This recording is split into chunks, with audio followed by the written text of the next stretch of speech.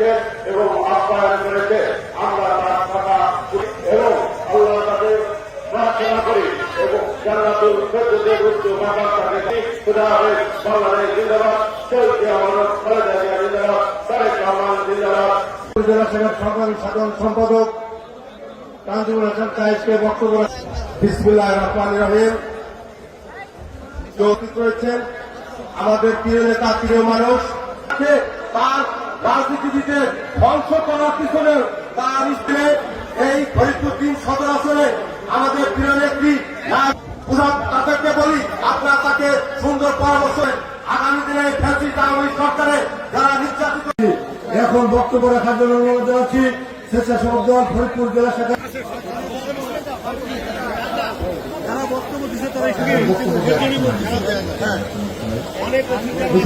করে আয়োজন করা হয়েছে। উপস্থিত আমাদের পাশে থেকেছেন, আমাদেরকে তিনি আশ্রয় দিয়েছেন।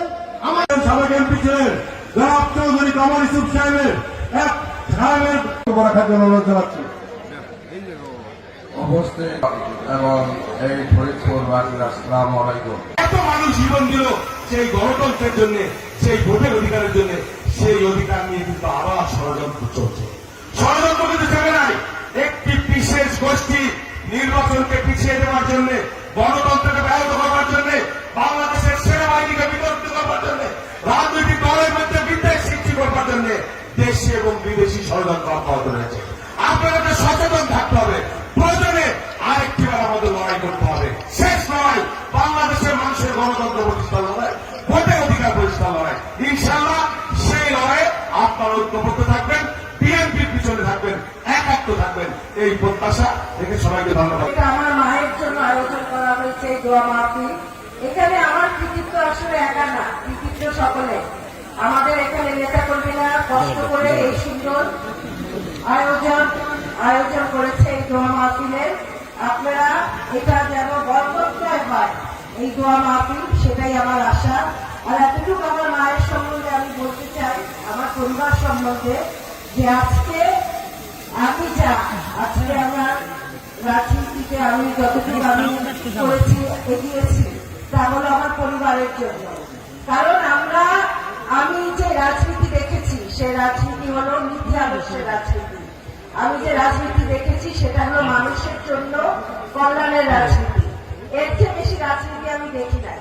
অন্যতম মুরব্বিয়ান ফরিদপুরের গণমানুষের নেতা জনাব চৌধুরী কামাল ইউসুফ সাহেবের সহধর্মিনী,